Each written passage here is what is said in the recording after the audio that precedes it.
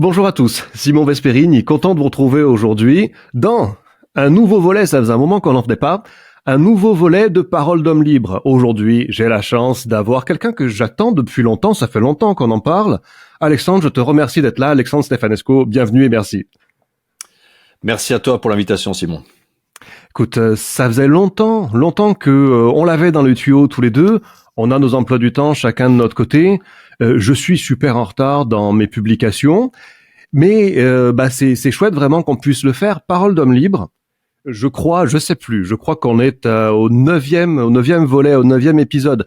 Mon idée dans cette série, c'est d'amener des gens qui ont un parcours de vie intéressant en tant qu'expatriés, en tant qu'entrepreneurs, en fait des gens qui se sont fait une vie à leurs mains, une vie selon leurs propres termes. Ceci dans l'idée, à l'heure de trading, on arrête, ceci dans l'idée bien de pouvoir inspirer des gens par l'exemple. Tu es père de famille, tu es chef de famille même, donc je pense que c'est un sujet qui peut te parler. Moi, j'ai eu la chance d'être élevé par des gens qui m'ont pas forcément dit ce que je devais faire, mais qui agissaient d'une façon qui donnait envie en fait de faire pareil. Et c'est un petit peu mon idée dans cette série, si tu veux, montrer le parcours de gens qui peuvent inspirer nos auditeurs et les gens qui nous suivent, à travers ce qu'ils ont fait, à travers leur réussite, leurs échecs aussi, puisque on apprend des deux. Et alors je connais ton parcours dans les grandes lignes, j'ai des trous, mais je connais ton parcours dans les grandes lignes, mais aujourd'hui on va faire du style que je connais pas ton parcours, de façon à ce que tout le monde puisse le découvrir. Alors rapidement, tu es né en Afrique. La bombe, putain. Je suis en train d'éditer la vidéo, l'aplomb avec lequel je dis ça. Et la gueule d'Alexandre derrière. Aïe, aïe. Oui, presque. Je suis né dans le sud-ouest. Je suis un Africain, mon invité. On dirait pas. Je suis né dans le sud-ouest de la France, de façon un peu accidentelle. Et effectivement, quand j'avais 2 semaines, mon père était entrepreneur à son compte, en fait, était indépendant. Il vivait en Afrique, au Congo. Et donc, à 2 semaines, mes parents m'ont emmené là où ils habitaient, c'est-à-dire en Afrique. Et donc, effectivement, j'ai grandi au Congo. J'ai fait de 0 à 18 ans l'école française, le lycée français au Congo. Et donc, à l'époque, j'avais les cheveux longs, blonds, je faisais du surf, la vraie caricature. Mais c'était ça. J'ai passé mes 18 premières années de vie, en fait, en Afrique, au Congo. Et puis après le bac, comme il n'y avait pas d'université, tous les gens qui avaient le bac, en fait, tous les étudiants, les lycéens qui avaient le bac français partaient étudier en métropole. Et donc, je suis rentré en métropole étudier à Bordeaux. J'avais pris Bordeaux parce que c'était près de l'océan. Voilà, c'est le surfeur qui avait décidé la fac. Et puis voilà. Et puis, j'ai passé 13 ans en France. J'ai fait des études de droit et de langue slave, de serbo-croate, parce qu'en 99, à 22 ans, il y a eu la guerre en Serbie. Accidentellement, c'est encore un accident. Je me suis retrouvé après la guerre, je précise, à aller faire l'humanitaire là-bas. Et puis, je suis tombé amoureux d'une Serbe. Donc, j'ai trouvé une nana là-bas. J'ai appris la langue. Ça m'a motivé. Je voulais partir en Serbie. À 23, 24 ans, c'était un peu mon objectif. Et puis, en fait, la Serbie m'a ouvert à la Russie. En fait, quand on est en Serbie, les Serbes ont une mère spirituelle qui est la Russie. Donc, ça m'a ouvert à la Russie. Et puis, de fil en aiguille, ma carrière, c'est quoi? C'est que je travaille en France. Donc, j'ai eu la chance de travailler un moment dans un groupe industriel italien. En fait, dans la filiale française. Et j'ai travaillé en 2005 et 2006 en Chine. Donc, j'avais un projet Chine, perso à l'époque. Mais rien ne s'est fait comme prévu. Et j'ai rencontré ma future épouse russe de France, russe qui a toujours vécu en France. Et on s'est installé ensemble. Et de facto, on a décidé de déménager en Russie, ce qu'on a fait quelques années plus tard. Donc, je suis arrivé en Russie en 2008. Okay. Voilà. Et j'avais un projet Chine, mais ça c'est la Russie finalement. Elle voulait repartir vivre en Russie. Et de facto, ça s'est avéré le bon choix. C'était un BRICS. Moi, j'avais un rêve de BRICS à l'époque. On parlait beaucoup des BRICS dans les années 2005, 6, 7. Déjà à l'époque, ouais. Déjà à l'époque. Après, on en a moins parlé. Après, c'est revenu. Voilà. Donc, on s'est installé en Russie. Et puis voilà. Et puis, de facto, on est resté. Ça fait 16 ans qu'on habite en Russie. Donc, ça fait 16 ans qu'on est en Russie. Et en Russie, qu'est-ce qu'on a fait? On s'est marié, on a fait 2 enfants, on a fait 2 entreprises. On est très chiffre pair, nous. On a fait 2 entreprises, donc un cabinet de recrutement et un cabinet d'intérim spécialisé, on va dire. qui sont deux entreprises liées aux ressources humaines. Voilà. Et puis moi, j'ai une activité en parallèle un petit peu de blogueur, de personne publique. J'ai écrit 3 livres sur la Russie, notamment le Printemps russe, le dernier en 2016. Et puis, j'ai développé la Ruspatriation à partir de 2020 et du Covid en France. Donc, qui est un service un petit peu d'accompagnement des particuliers qui ont un projet de vie avec la Russie ou en Russie, tout simplement les gens qui veulent déménager en Russie. Alors, on est passé, j'ai pas voulu te couper parce que comme ça tu nous as tout expliqué. On est passé rapidement sur des points et je vais revenir dessus. Parce que en fait, et c'est un petit peu le truc quand on raconte nos parcours, on donne l'impression que c'est facile en fait. Ça s'est fait tout naturellement, tout est simple. Et en vrai, quand on y était, c'était pas si simple et pas si évident. Aujourd'hui, on se dit, pour Alexandre, ça a été super simple, en fait. Voilà, il bossait dans une boîte, et puis après, il a rencontré sa femme, et puis il s'est installé en Russie, tu vois. Comme si, alors que, en vrai, souvent, les gens restent coincés à des étapes bien antérieures. Quel était ton boulot, à l'époque où tu travaillais en France et dans cette boîte, donc, visiblement, à l'international, hein. C'était quoi ton poste? C'était alors, moi, j'étais au sein d'une PME qui a été absorbée par le groupe. Donc, j'étais, on va dire, responsable administratif. Donc je supervisais les différents départements de l'entreprise, la production, au commercial et autres.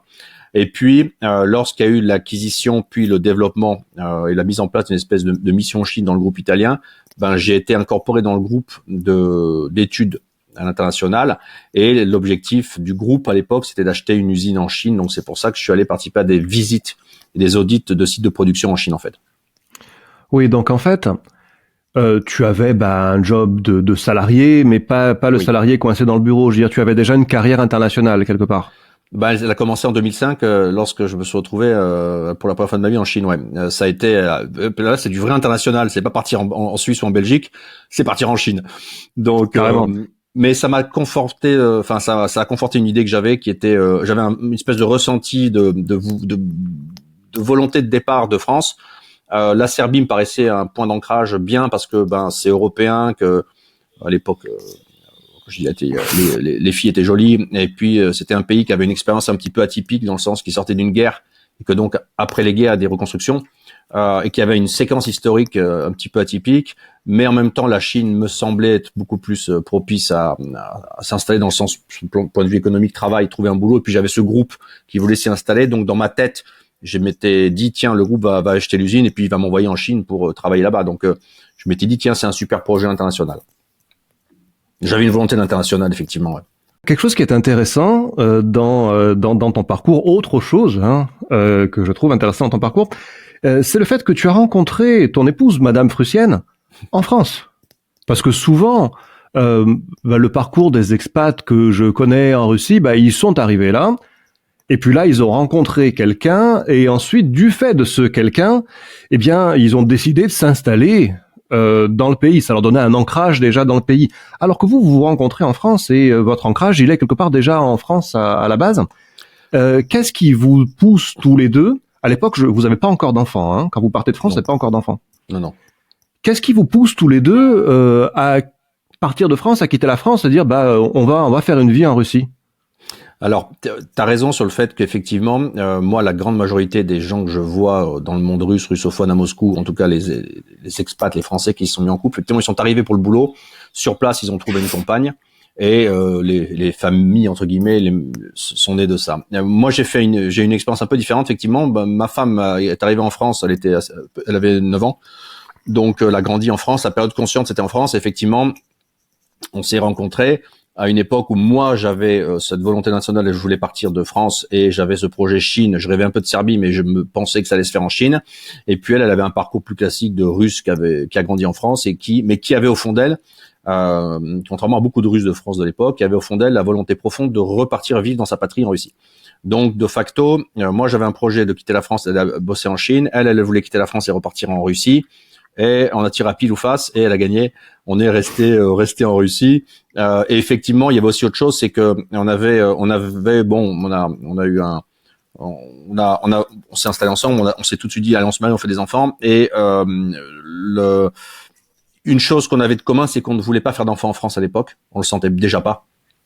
Il y a 15-16 ans. et que donc 17 ans, on le sentait pas. On avait vu assez tôt, je pense, moi plus qu'elle parce que j'étais plus vieux, mais on avait assez bien senti le fait qu'on n'aurait pas d'enfants et qu'on ne voulait pas d'enfants en France. Donc de facto, on a visité la Russie. Moi j'ai visité la Russie. Elle a redécouvert en quelque sorte la Russie après des longues années en France. Et de facto, on s'est dit, go, c'est ce qu'il nous faut. T'arrives en Russie donc milieu des années 2000. J'arrive en février 2008 en Russie, à 30 ans, avec une valise et pas un mot de russe. Ouais, écoute, moi je découvre la Russie en décembre 2008, donc incroyable. Tu vois, Ah bah ouais, à 6 mois près, c'est à peu près ça. C'était un pays très différent de celui que je vois aujourd'hui. Très différent. Je crois qu'on est les témoins d'un monde qui n'existe plus. En tout cas, plus dans la Russie des grandes villes. Totalement. C'est très dur à faire comprendre aux gens. Mais oui, on a changé de pays, tout a changé, les choses ont changé très vite. Et ça, c'est une des difficultés. Enfin, c'est une des choses super agréables parce que moi, je pense que ça a changé dans le très bon sens, en tout cas. Mais par contre, c'est sûr que je pense que comme en Asie, c'est des pays dans lesquels les évolutions sont très rapides. La Russie est un pays dans lequel les choses vont très vite. Et alors qu'en Europe, on est quand même beaucoup dans des pays musées figés dans lesquels les choses changent très peu, voire très lentement en fait. Oui, on n'est pas habitué. C'est juste ce que tu dis. Ça me fait réaliser quelque chose que je m'étais jamais dit. Mais c'est vrai qu'en tant que Français, on est habitué à avoir un pays qui évolue très lentement. Il n'y a pas de métamorphose, quoi. Et on ne s'attend pas à voir des changements aussi importants, aussi rapides dans d'autres pays. Alors qu'en fait, c'est la réalité. Des pays qui ont un taux de croissance à 2 chiffres, par exemple, pour nous, ça paraît inconcevable. Et des pays qui peuvent se métamorphoser, comme s'est métamorphosé la Russie en 10 ans, 12 ans. C'est vrai qu'en tant que Français, on n'est pas câblé pour l'anticiper et le concevoir, ouais. Je crois que c'est une marque de l'Europe, parce que les nations européennes sont comme ça. Elles sont développées, elles sont relativement développées. Les infrastructures sont anciennes, donc on les rénove pas. Donc il y a un aspect, il y a une dimension de vieillotte qui s'installe. Et surtout, maintenant les économies sont en souffrance, de toute façon, et le modèle aussi. Alors qu'ailleurs dans le monde, en Russie, mais comme dans d'autres pays, Indonésie, Vietnam, les choses changent très vite, ça va très très vite. Donc, je parle pas de l'Inde et de la Chine, mais donc ça se développe très vite. Donc en fait, effectivement, ça c'est aussi une dimension que tu apprends à connecter en toi quand tu habites dans des pays comme ça, c'est de t'adapter à des changements rapides en fait, législatifs, juridiques, les infrastructures, tout change très vite. Donc effectivement, ça c'est un stimulant aussi, je pense, pour le cerveau, dans le sens ça te contraint à devoir t'adapter. Ça c'est un truc, tu vois. En France, quand on veut changer quelque chose, il y a un gouvernement qui en parle, il avance un peu, puis il recule, il y a les gens dans la rue, c'est débattu au Parlement, à la télévision, ça revient, ça repart, et finissent par le faire passer. Mais ça prend, par exemple, au Bélarus, par décret présidentiel, à partir d'aujourd'hui, c'est comme ça. Voilà. En gros, comme en Russie, ouais. C'est ça. Ça va vite. Et en fait, c'est beaucoup plus efficace. Alors, certes, ça prête moins à débat, mais c'est pour ça aussi que ça avance plus vite, parce que les décisions sont prises de manière plus équivoque et plus directe, ça tranche quoi. Maintenant c'est comme ça. Totalement. On y va les gars. Le modèle de gouvernance est beaucoup plus, on va dire vertical, et j'aime pas le mot autoritaire, mais on va dire vertical et autoritarien, dans le sens que c'est un vrai système exécutif. La tête impose. Effectivement, c'est comme ça que marchent ces pays. Ça, il faut bien le comprendre, quoi. C'est comme ça que marche, j'ai l'impression, parce que je les connais pas tous et surtout pas dans le détail, mais c'est comme ça que marchent la plupart des pays qui bougent aujourd'hui et qui avancent.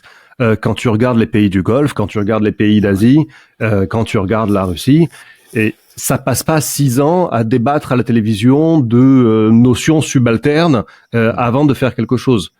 Et effectivement, c'est une différence entre ces pays, on va dire, autoritariens d'une façon, et nos pays d'origine avec leur soft power, qui fait qu'on te donne l'impression que non, mais tout le monde peut décider et tout, mais du fait, ça prend du temps. Et c'est pas tout le monde qui décide. Qui plus est, ça nous le savons. Et en fait, c'est pas tout le monde qui décide, bien sûr. C'est clair.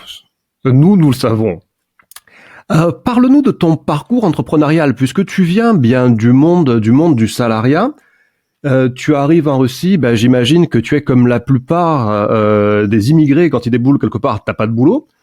Et là, tu te dis que tu vas plus être salarié, tu vas te lancer dans l'entrepreneuriat. Comment ça se passe ça? Parce que Alors, ouais. Alors ça, c'est important. Moi, je suis arrivé en Russie, j'étais pas salarié parce que j'arrivais avec une valise. Ma femme avait trouvé un boulot déjà parce qu'évidemment, une Russe diplômée avec un diplôme européen, c'était à la mode à l'époque. Moi, je parlais pas russe du tout, donc j'ai cherché un boulot. J'ai fait 3 mois de cours à la fac et puis j'ai trouvé un travail dans le secteur dans lequel je voulais travailler, qui était les ressources humaines, le recrutement et les ressources humaines, dans un cabinet.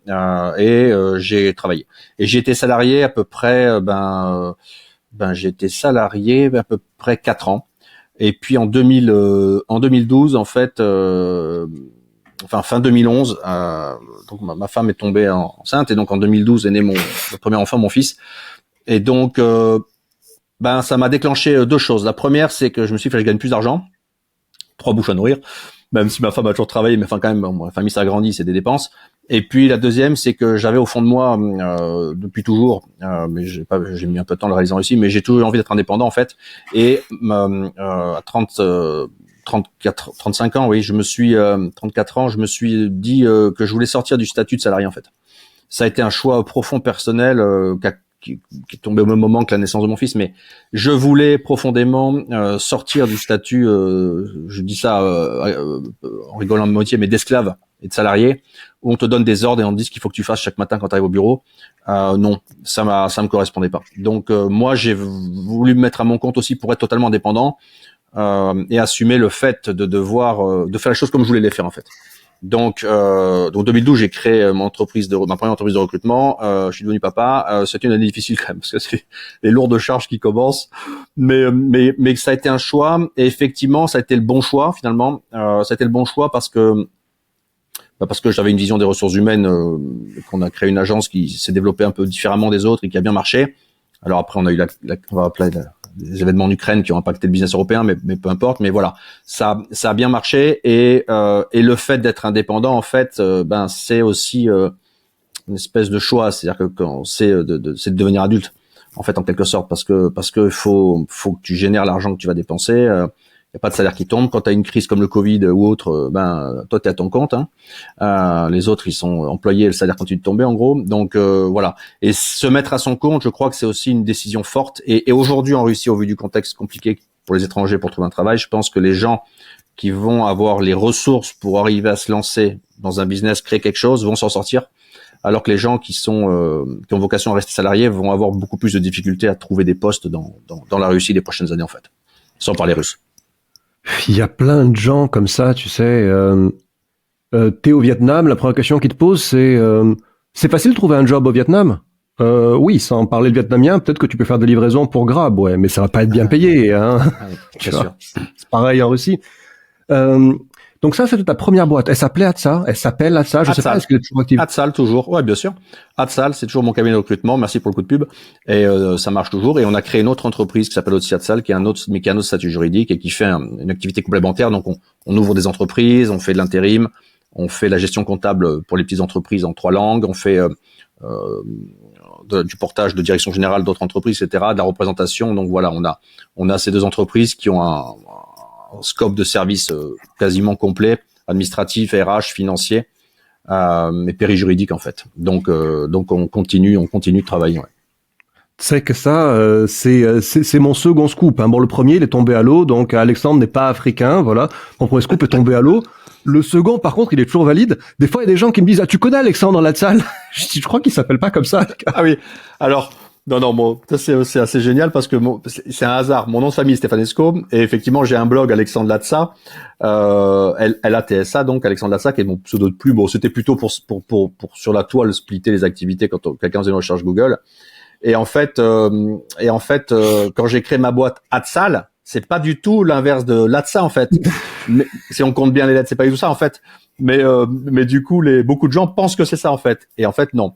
Et en plus, on a une particularité dans le holding familial, si je puis dire, c'est que moi je dirige une des boîtes et ma femme aussi, donc on fait partie, je pense, d'une minorité de couples capables de bosser ensemble. Parce que généralement dans les couples, on bosse pas avec sa femme, bon, voilà, ça laisse de la ressource et des choses à se dire le soir. Nous, on a passé la journée au bureau ensemble, ça fait 12 ans qu'on passe notre journée 24/7 ensemble au bureau à bosser. Donc quand on rentre le soir, c'est presque tout dit.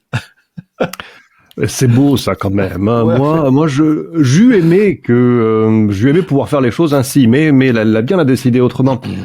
Euh, la ruspatriation, c'est une activité évidemment tout à fait annexe à tes deux boîtes antécédentes. C'est une activité que tu lances en 2020. En pratique, parce que bon, moi c'est une occupation que j'ai eue, que j'ai encore en partie.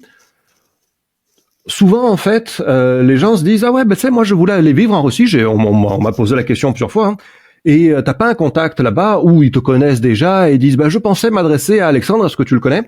Mais en fait, ils ne savent pas comment les choses se passent. Et à vrai dire, dans le détail, je le sais pas non plus. Et bien c'est cool de pouvoir en parler ensemble.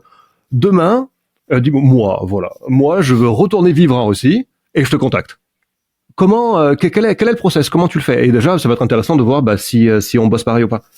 Alors, j'ai très peu de gens qui ont été en Russie et veulent revenir en Russie. Généralement, dans le sens que généralement, c'est des gens qui ont été cadres pour des boîtes, qui voudraient retrouver un boulot de cadre en Russie. Et là, je leur vends pas du miracle. Trouver un boulot aujourd'hui pour un cadre étranger qui a été en Russie, mais qui en est parti à 5, 10, 15 ans et qui parle pas russe, va être compliqué. Le 98% de gens qui me contactent, c'est des gens qui ont jamais mis un pied en Russie. Donc, c'est des gens qui me disent bonjour, en gros, je veux déménager en Russie. Alors moi, je fais les choses de façon dure et juste, parce maintenant on me traite de russophobe quasiment, on arrive à ce niveau-là. Mais moi, je commence par des entretiens de 2, 3, 4 heures avec ces personnes, entretiens durant lesquels j'essaie de cerner le profil, le projet. Donc, on en discute avec cette personne, la faisabilité, la réalisabilité, le coût. Et ensuite, moi, je leur parle de Russie réelle, la Russie telle que je la vois, c'est-à-dire la vie tous les jours, les Russes, pour le contingent masculin, les femmes, en tout cas ce que j'en comprends, en étant en Russie, une femme russe et passer beaucoup de temps avec ses copines russes, donc comprendre un segment de la société russe féminine, et surtout, je leur explique tous les moyens légaux par lesquels ils peuvent rester en Russie, c'est-à-dire la création d'entreprise, se faire embaucher X, Y, Z quand ils le peuvent, les segments qui sont encore porteurs pour embaucher des étrangers, notamment l'éducation pour les Français.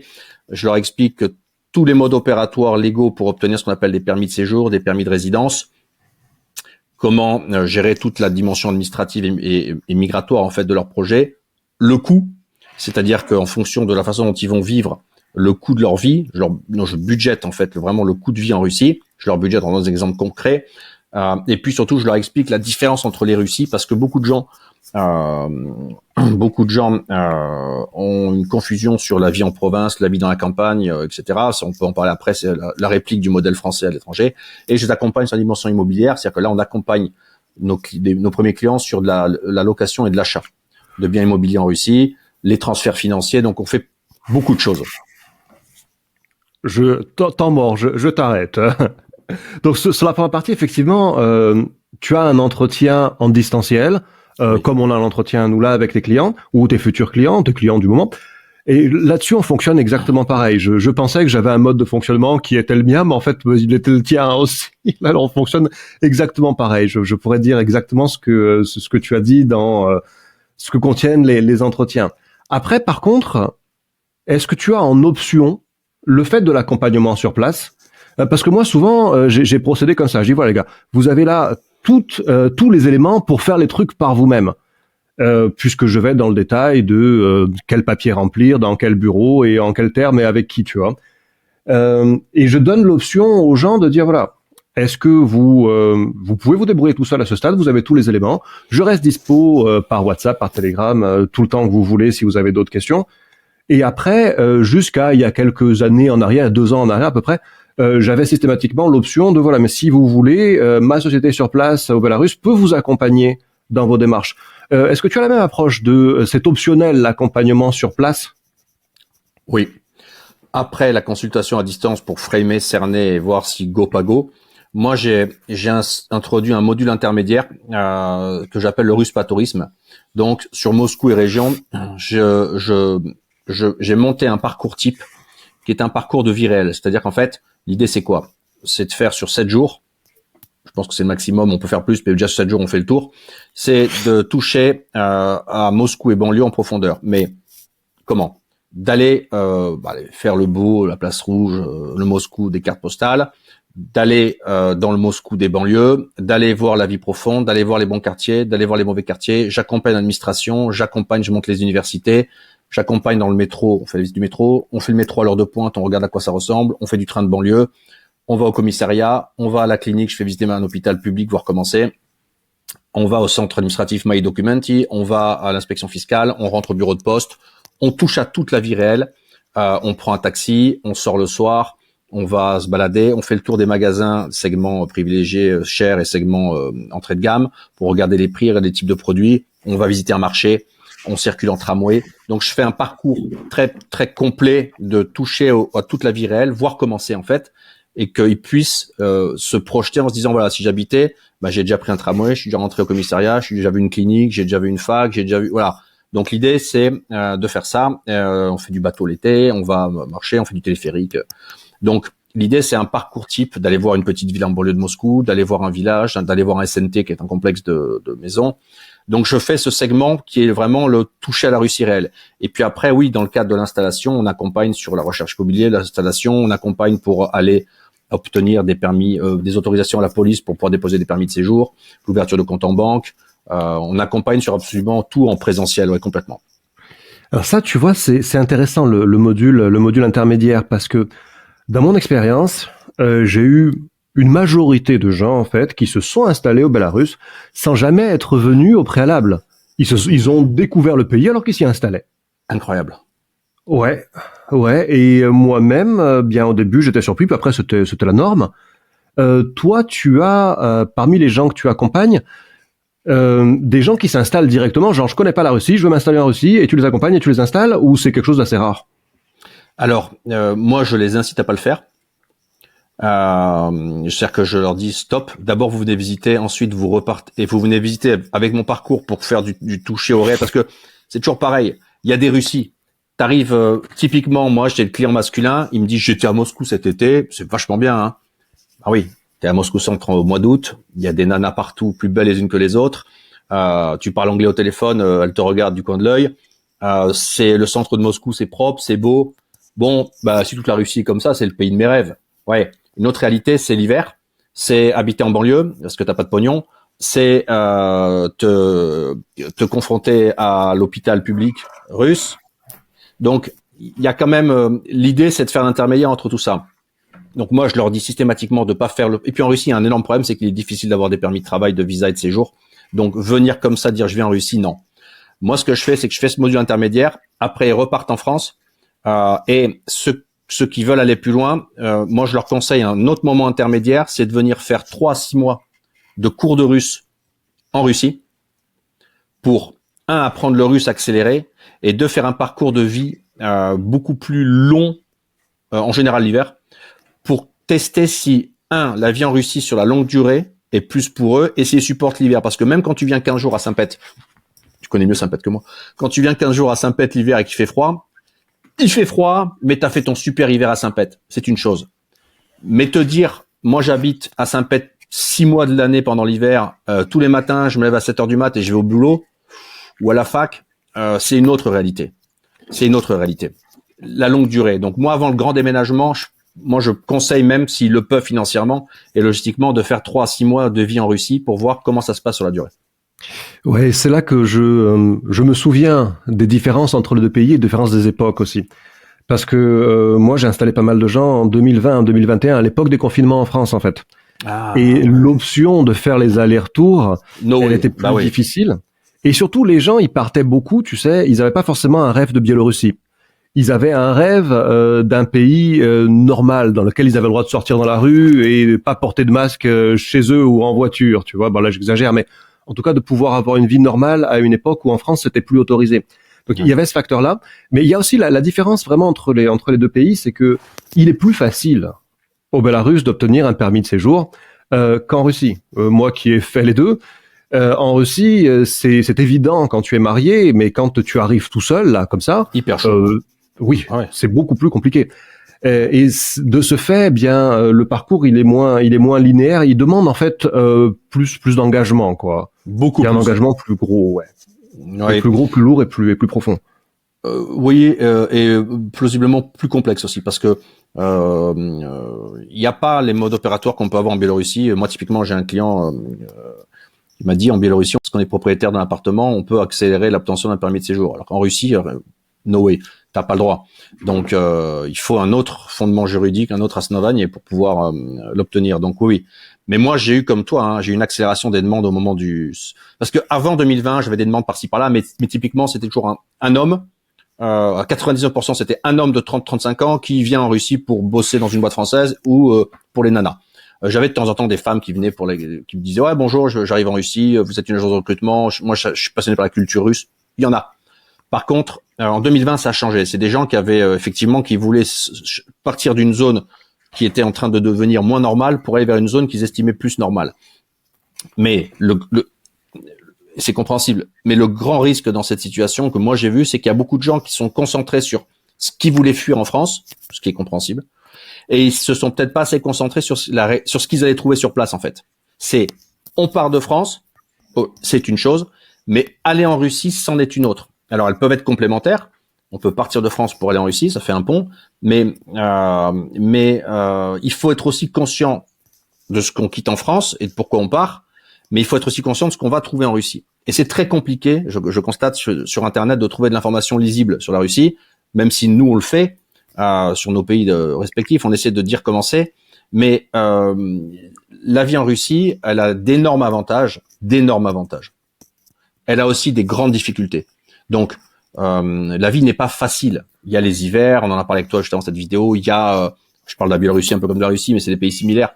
Il y a les hivers, il y a le climat, il y a l'administration, il y a des difficultés. Il faut pouvoir trouver un boulot. Les salaires sont bas quand tu es employé, donc il y a des difficultés. Et ces difficultés, il faut bien en être conscient. Bah, t'as simplement le fait que c'est un tout autre pays. On en parlait ensemble et je crois que c'est vraiment important de le dire, de le rappeler. Souvent, les gens se vendent c'est cette idée du pays parfait qui est fait pour eux, dans lequel ils vont être heureux, ils vont être bien. Et c'est possible, hein.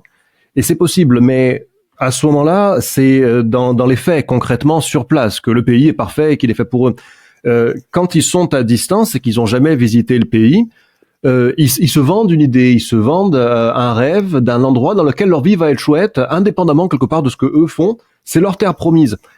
Et il y a moyen d'être déçu. En fait, tous ces pays, hein, c'est pas la France sans les problèmes, mais avec quand même les bons côtés de la France, une sorte de France en mieux. Non, c'est un autre pays avec une autre vie dans laquelle il faut que tu refasses une vie. Ça qui est dur. Ah, alors ça, c'est vraiment un moment clé. C'est ce que je ressens aussi. C'est que moi, j'ai même des gens qui m'ont dit, en fait, en écoutant vos vidéos, on a compris que notre projet, qui était de vivre un peu comme en France, mais hors de France, c'était pas le bon choix. Non. C'était peut-être faisable dans les années 2000 parce que il y avait ci, il y avait ça. Aujourd'hui, c'est plus faisable. Et clairement, si tu viens en Russie, et en plus, pour les gens qui vont fonder des familles en Russie, trouver un local pour faire un couple, faut faire un couple mixte. Il y a les enfants, il y a la culture familiale locale, il y a beaucoup de choses qui sont vachement différentes en fait. Et effectivement, il faut être sûr de vouloir aimer ce qu'on va trouver. Et quand même, moi je vois que c'est comme tout le monde je pense, mais tu vas dans un endroit, tu es 15 jours en vacances, c'est cool. Y habiter, c'est autre chose. Et quand tu y habites, c'est fait, t'es parti de France, t'es concentré sur le bon et ce qui va. Les 3 premiers mois, la première année, tu vois le cool, le bien, il y a plus ça, j'ai plus ça. Et puis c'est au fur et à mesure que tu vois les problèmes locaux qui apparaissent en fait. Et peu à peu, les inerties locales te rattrapent. Il n'y a pas de pays parfait, et comme tu disais. Et donc, ce qu'il faut, et moi, c'est pour ça que dans la Ruspatriation, ce que j'explique, c'est les problèmes systémiques auxquels ils vont faire face, qui sont inertiques et qui resteront toujours en Russie, qu'ils verront pas au début. Mais à un bout d'un moment, tu y fais face. Et est-ce que ça, c'est pour toi? Est-ce que ça, tu vas le supporter, en fait? Et c'est ça la grande question, en fait. L'idée, c'est d'essayer de leur faire gagner du temps et de la réflexion. Parce qu'avec les années, tu vois différemment les choses.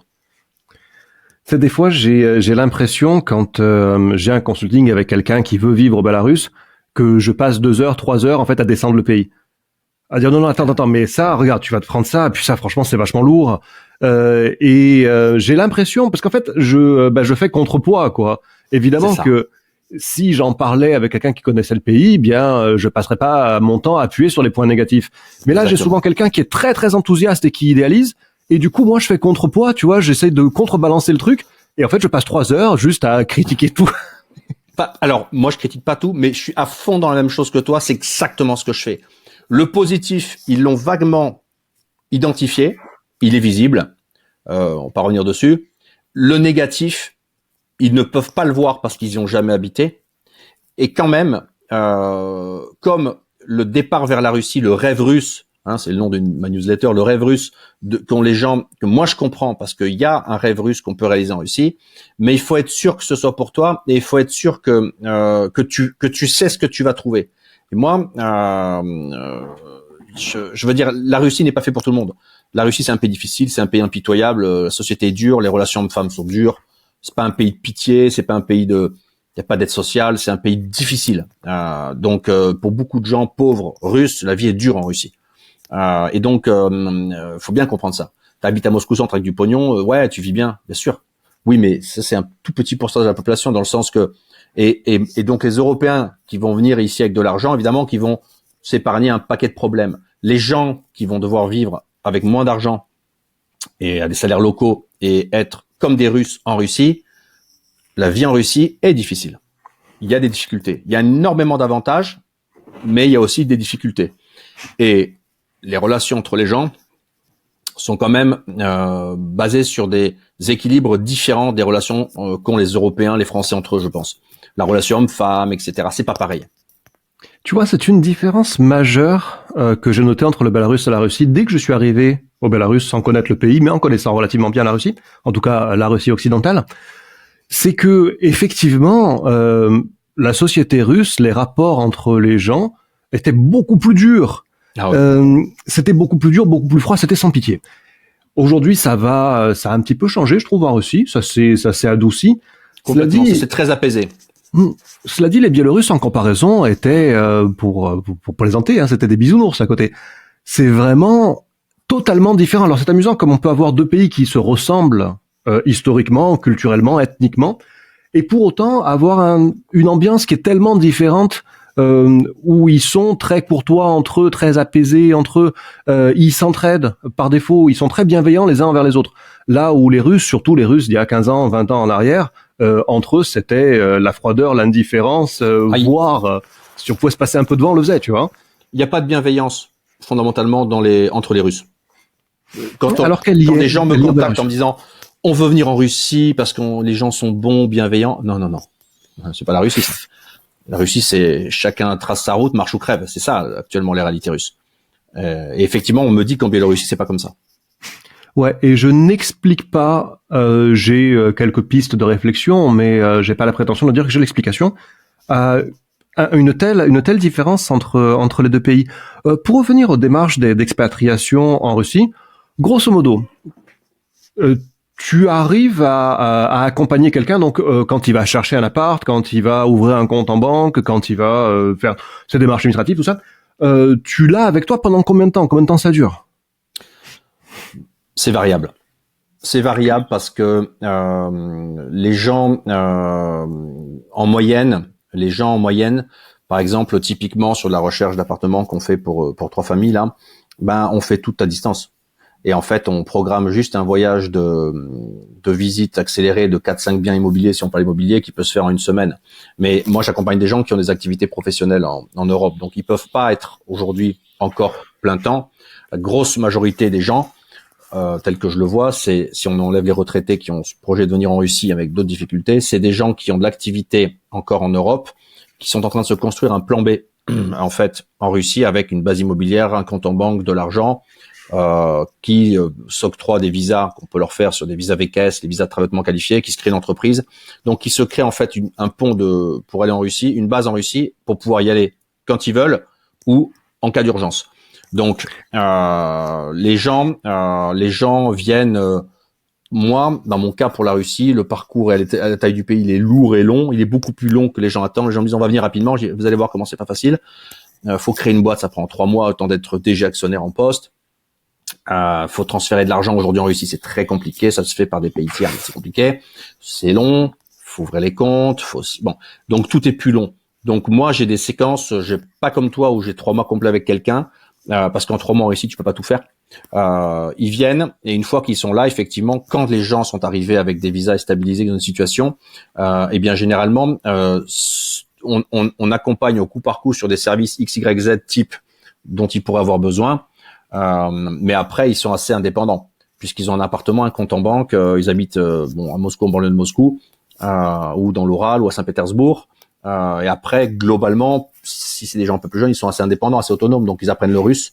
Et puis ils ont plus besoin de nous, sauf en cas d'urgence ou de problématique XYZ un peu inattendu. Oui, effectivement, le process est différent. Parce que on en parlait tout à l'heure ensemble. Moi, c'est quelque chose aujourd'hui, l'accompagnement en physique, en présentiel, c'est quelque chose que je fais plus.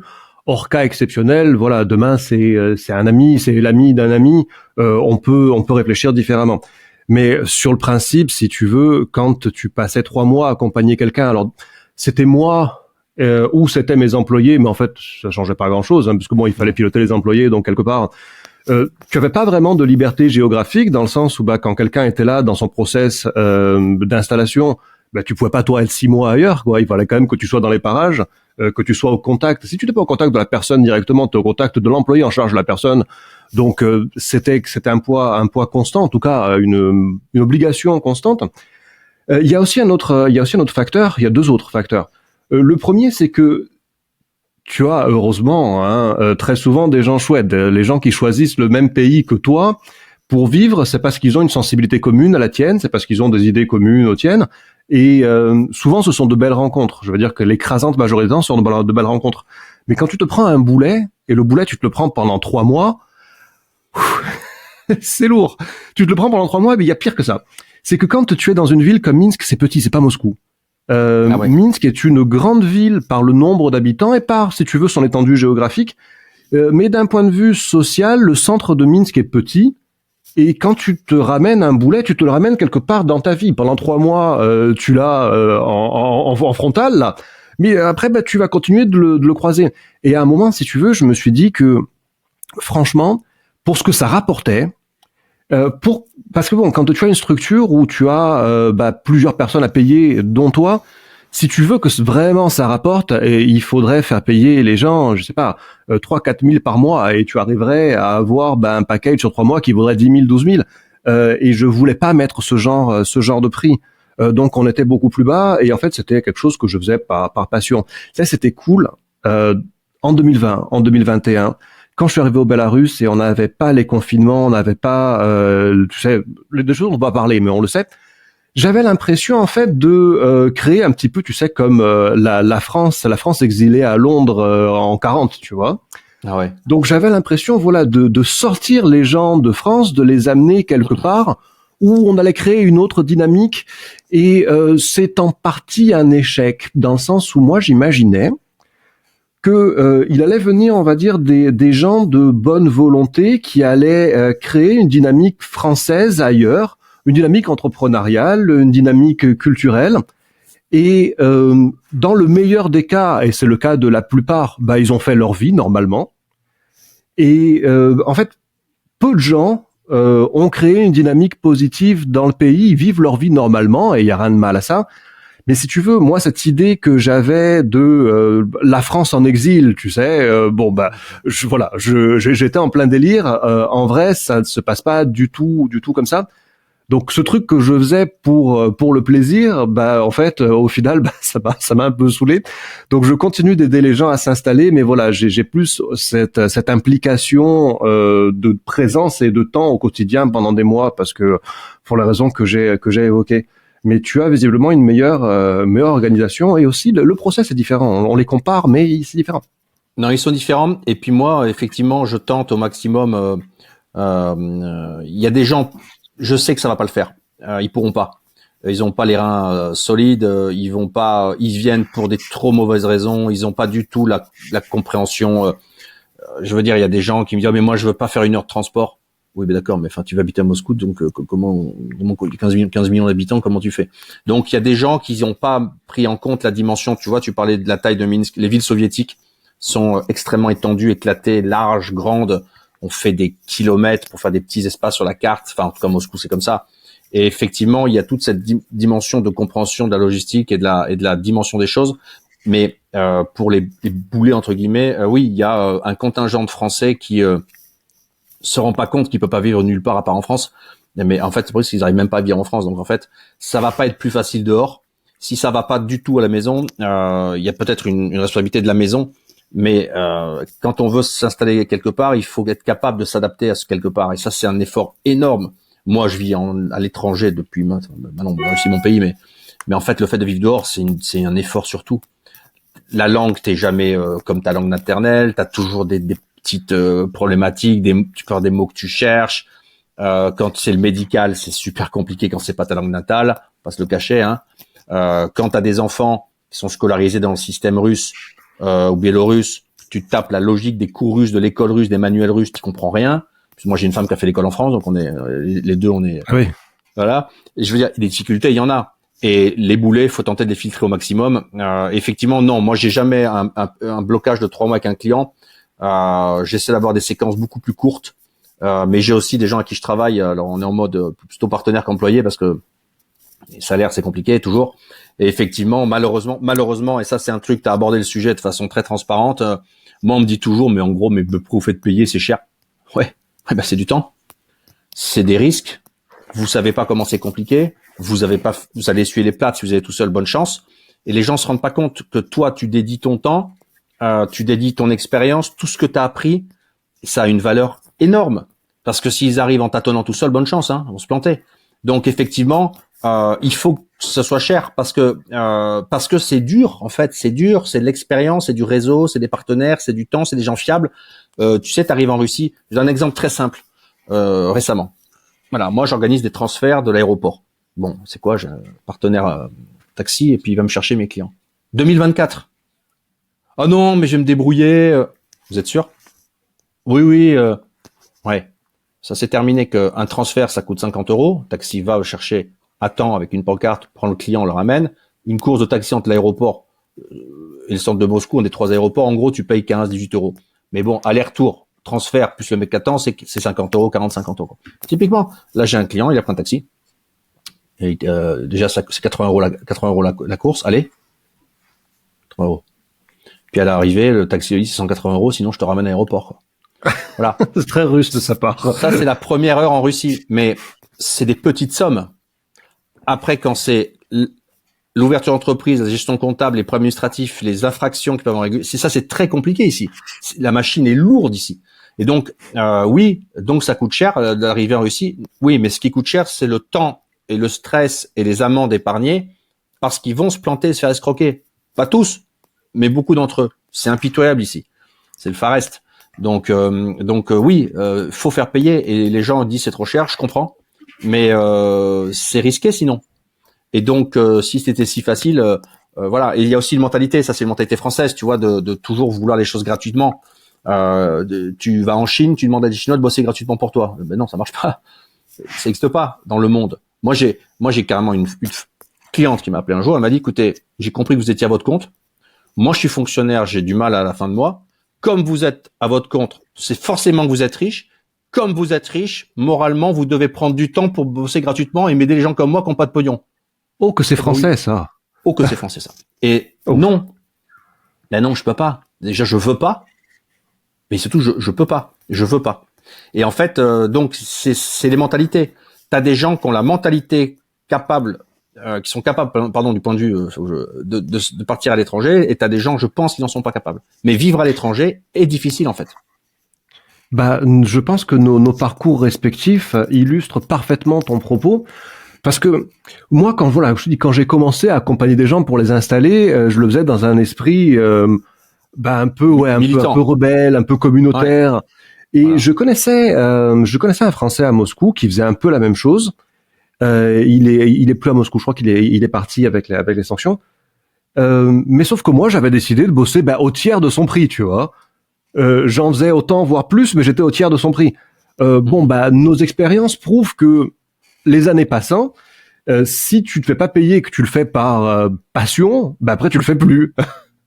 Et si tu continues de le faire, bah c'est parce que le jeu en vaut la chandelle et parce qu'aussi tu rentres suffisamment d'argent pour développer suffisamment de structure, pour apporter suffisamment de services. En fait, tout est lié, quoi. Donc quand on te dit ouais mais c'est cher, bah en vérité si c'est pas cher, bah tu fais comme moi, après t'arrêtes. Tu dis bah franchement me faire chier comme ça pour que ça me rapporte, ouais c'est bon, je fais autre chose, je m'en fous. Et puis tu parlais des gens chouettes et des gens pas chouettes. Moi je travaille j'ai un cabinet de recrutement, donc je suis dans l'humain depuis maintenant 12 ans en Russie. L'humain de facto c'est beaucoup de déception et souvent les femmes, les hommes. Et donc, en fait, quand tu accompagnes des gens dans des parcours périlleux qui est déménager, je m'installe à l'étranger, j'ai trouvé une nana, j'ai trouvé un mari, je pars en province russe, ils se rendent pas compte de ce qu'ils font, à quel point c'est périlleux.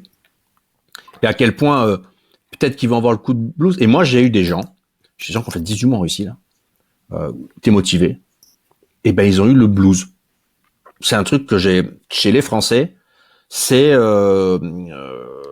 les gens de mon âge et un peu plus, c'est des gens qui ont eu un espèce de blues de ouais mais la maison me manque en gros. Ouais, ce qui est compréhensible, ça peut arriver. Voilà. Et donc t'es pas chez toi. Au fond, t'es dans un pays, tu te sens pas chez toi. Et au bout d'un moment, faut que tu te sentes chez toi parce que sinon tu seras jamais bien en fait. Mais pour se sentir chez soi dans un autre pays, faut du temps. Ben après, c'est là, tu le disais, les gens avec qui ça passe bien, les gens avec qui ça passe pas bien. Tu as des gens qui sont plus résilients que d'autres.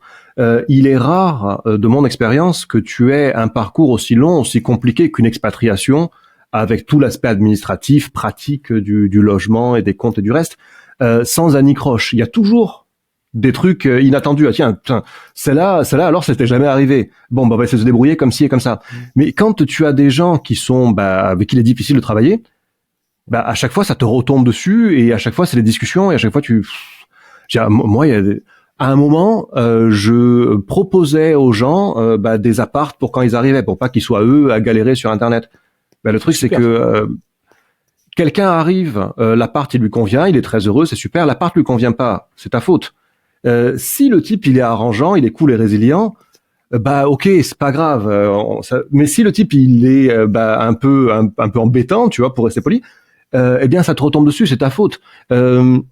Idem, j'avais les transports depuis l'aéroport, mais le chauffeur il est en retard. Éventuellement, c'est encore un angle sur lequel on peut t'embêter. Il y a des gens qui m'ont reproché, Simon, tu as pas porté nos bagages. Je dis ouais, je t'ai l'air d'un porteur. Je suis pas là pour porter tes bagages, tu vois. Si je suis là quand tu as besoin que je porte ton bagage, je t'aiderai, je l'ai déjà fait. Cela dit, voilà, mon boulot, c'est effectivement pas de porter tes bagages. Si tu es pas, alors déjà, je pense qu'il y a une question de personnalité, de savoir mettre, tu sais, des limites, dire bon là, il faut pas le faire chier avec ça, lui. Mais il y a aussi le fait, ici, il faut que ça ait un prix. Et souvent, je te dirais que les gens qui choisissent la Russie, en tout cas les gens qui s'y installent, ont une surface financière, ont d'autres moyens que ceux qui s'installent au Bélarus. J'ai remarqué que des gens me l'ont dit, parmi mes clients à l'époque, des gens qui m'ont dit je voulais m'installer en Russie, mais j'ai choisi le Bélarus parce que c'est moins cher. C'est pareil et c'est moins cher. Alors en vrai, c'est pas pareil, et en vrai, c'est pas forcément moins cher, mais en tout cas, Moscou attire définitivement des gens plus fortunés que Minsk. Je crois que c'est un constat. Oh, oui. Et globalement, il faut. Ça aussi, c'est un truc juste ahurissant pour nous parce qu'on habite dans cette zone du monde, qui est le monde russo-biélorusse d'Eurasie du Nord. Moi, j'ai des gens qui me disent, je voudrais être pauvre mais habiter en Russie. Et je leur dis, ah non, mais si c'est pour être pauvre, c'est un des derniers endroits au monde où habiter. Parce que quand même, pauvre en Russie, t'es pas bien. Je veux dire, il y a d'autres pays où habiter. Mais ici, c'est un pays où il y a de l'hostilité autour. Il y a de la relation difficile, il y a le climat, il y a pas d'aide sociale, pas de filet, il y a rien. Donc, être pauvre, c'est être menacé en fait. Menacé sans ressources. Faut pas être pauvre. Les relations avec les femmes sans argent en Russie et dans les pays de l'Est en général, ça marche pas non plus. C'est comme ça. C'est plus archaïque, dans le bon sens du terme. Les mecs, le Français qui rêve d'une femme russe vivant d'amour et d'eau fraîche et qui se contenterait de son petit salaire, de son quart de SMIG en banlieue de Moscou, non, ça marche pas comme ça. En fait. C'est pas comme ça. Tu sais, C'est une dure réalité, mais c'est on ne peut plus vrai. Et je te dirais que moi-même, hein, dans ma jeunesse, quand je déboulais en Russie, j'avais pas conscience de ça. Jusqu'au jour, une petite anecdote. J'ai l'un de mes meilleurs amis à Saint-Pétersbourg qui, bon, aujourd'hui, il a changé de boulot, tout ça, mais à l'époque, on était jeunes, et il bossait à mi-temps la nuit chez Ikea. Donc, t'imagines que voilà, il roulait pas sur l'or, tu vois. Et moi, j'étais là, je disais, mais ici, on a une vie de rêve, tu vois, la Dolce Vita, c'est super, c'est génial. Il disait, oui, toi. Je dis, bon, toi aussi. Enfin, regarde, on est tout le temps ensemble. Il dit, regarde comment les gens te traitent toi et me traitent moi. Et j'avais pas fait gaffe, en fait. Et en réalité, oui, moi j'arrivais dans un bon restaurant, j'étais l'étranger. De base, ils se disaient bon bah lui, s'il est étranger, qui vient ici, c'est qu'il a de l'argent. Voilà. On arrivait, on me prenait ma veste, on vous a gardé votre table là-bas. Lui, on disait même pas bonjour, tu vois. C'est ça. Et en fait, oui, tu as raison. Pour être, on va dire, pour être pauvre entre guillemets, pour caricaturer un petit peu le truc. En tout cas, pour vivre chichement. Moi, je choisirais peut-être la Grèce, tu vois, peut-être le Portugal. Bulgarie. Oui, éventuellement. Mais les femmes en Bulgarie, elles vont être pareilles. Elles vont être pareilles que les Slaves. C'est des Slaves. Si t'as pas d'argent, on va pas te vouloir. Donc, je choisirais, tu vois, genre la Grèce. Pourquoi pas certains pays d'Afrique du Nord, tu vois, où ils sont plus souples là-dessus. Mais clairement, les pays slaves. Et je vais forcer le trait, je vais caricaturer, mais tu as de l'argent, tu as des amis, les gens te trouvent chouette, ils t'apprécient, tu as accès à des bons soins, tu manges bien, les femmes elles te trouvent beau, tu vois. Par contre, tu as pas d'argent, tu es là à vivre chichement, ta famille pense que t'es con, tes amis pensent que t'es nul, les filles elles pensent que t'es moche. Ouais, mais c'est cuit. Mais ça aussi, par contre, c'est un truc qui a changé depuis que je suis arrivé en Russie. Moi, quand je suis arrivé en Russie en 2008, pareil que toi, les étrangers, t'arrives dans un restaurant, oh le français, oh le machin. Aujourd'hui, ça a changé. C'est toujours bien vu d'être européen en Russie, bon. Mais l'argent a changé de main. C'est-à-dire que l'argent qui était dans la main des expatriés occidentaux est maintenant dans la main des Russes. Et les gens riches qu'on voit dans les cafés chics du centre de Moscou aujourd'hui, c'est des Russes. Là, il y a eu un transfert de pognon qui est passé. Et donc, de facto, c'est marrant, les hommes occidentaux, européens, sont beaucoup moins attrayants pour les femmes russes qu'ils l'étaient il y a 15 ans.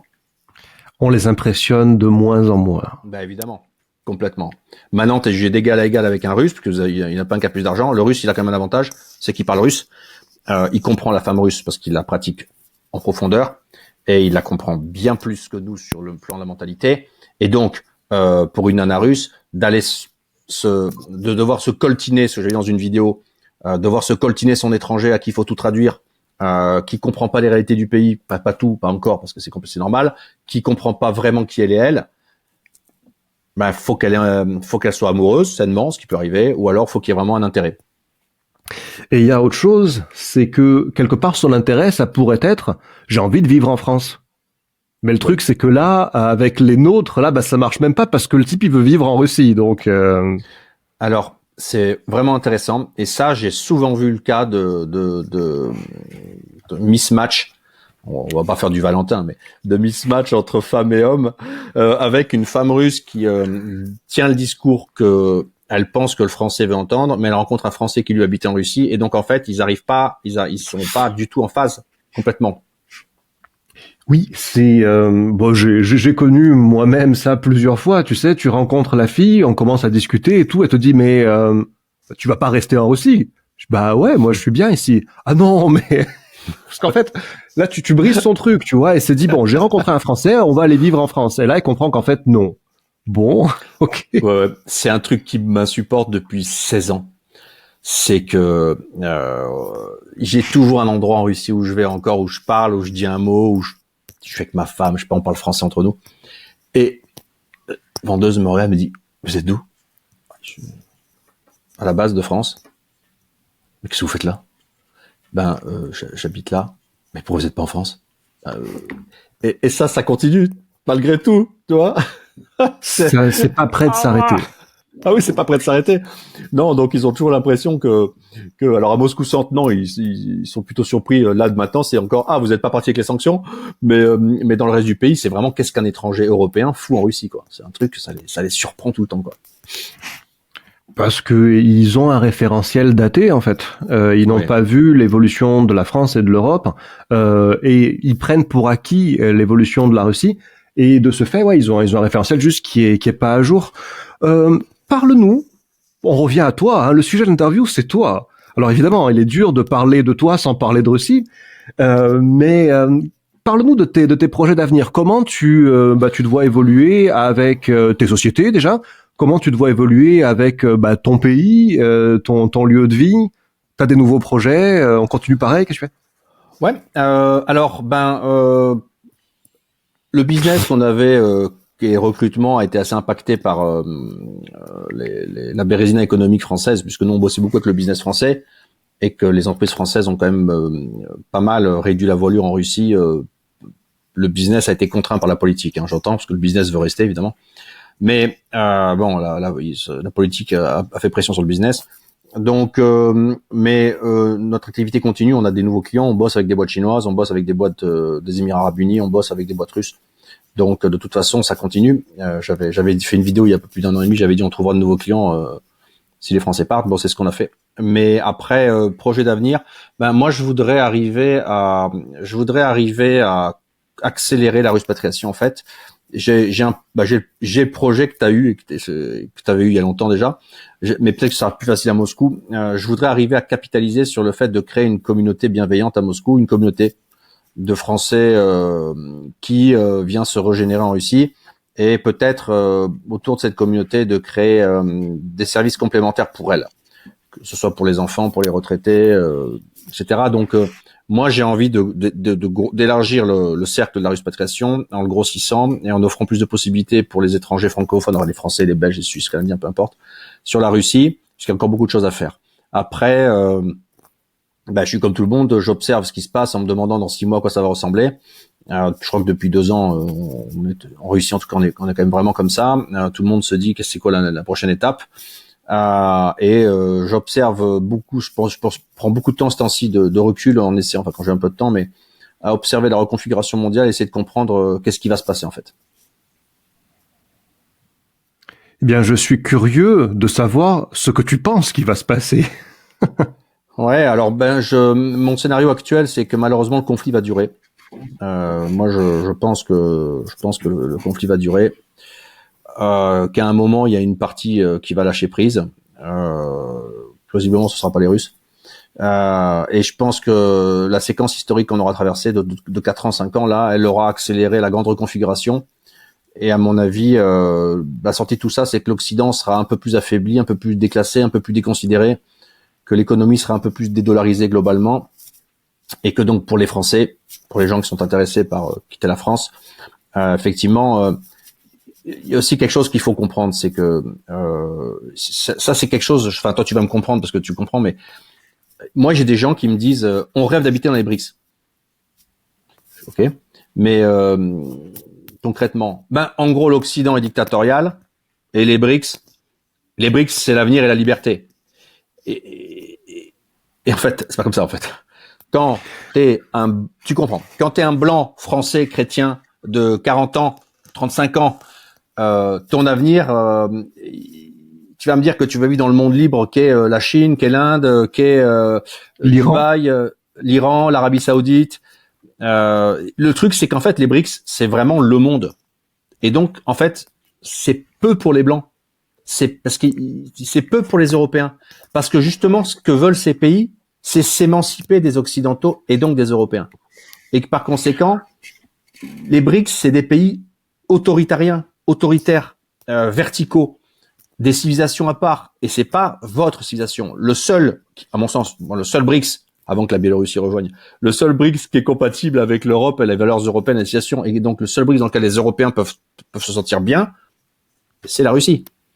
Parce que les autres BRICS, c'est pas pour les Européens en fait. Et de moins en moins. C'est le seul pays blanc chrétien des BRICS. Même quand tu regardes les projets de BRICS étendus, alors il y a certains pays d'Amérique du Sud, éventuellement, qui pourraient qualifier d'une façon. Hein.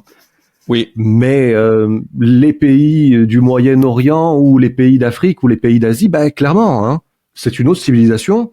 Et si on imagine que c'est comme la France, mais en plus libre et sans les problèmes... Non, clairement.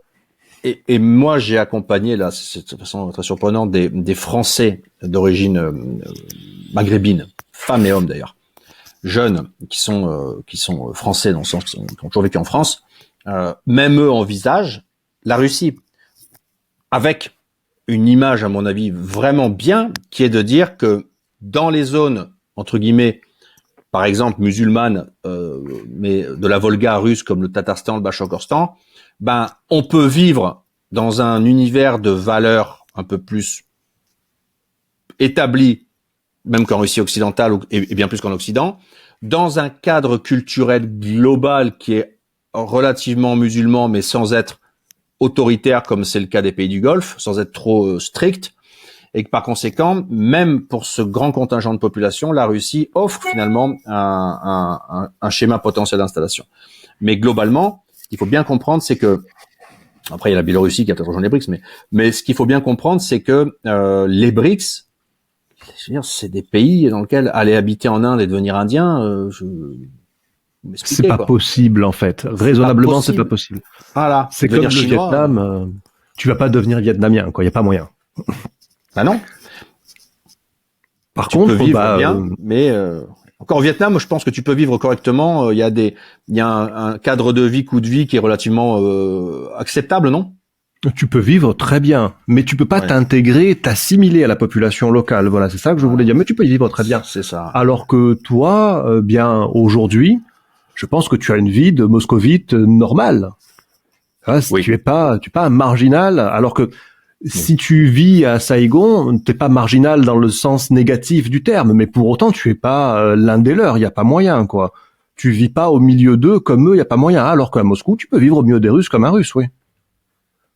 Donc c'est exactement ce que tu dis. C'est aujourd'hui le seul pays des BRICS et demain avec le Bélarus et peut-être 2-3 exceptions comme ça, mais qui permettront de vivre, on va dire, avec un référentiel que l'on connaît dans des sociétés auxquelles on peut s'assimiler, tout en étant dans, on va dire, l'autre partie du monde que sont les BRICS. En fait, les BRICS, c'est le monde sans l'Occident, grosso modo, c'est un peu ça. Hein. C'est ça. On peut le synthétiser ainsi, tu vois. Bien synthétisé.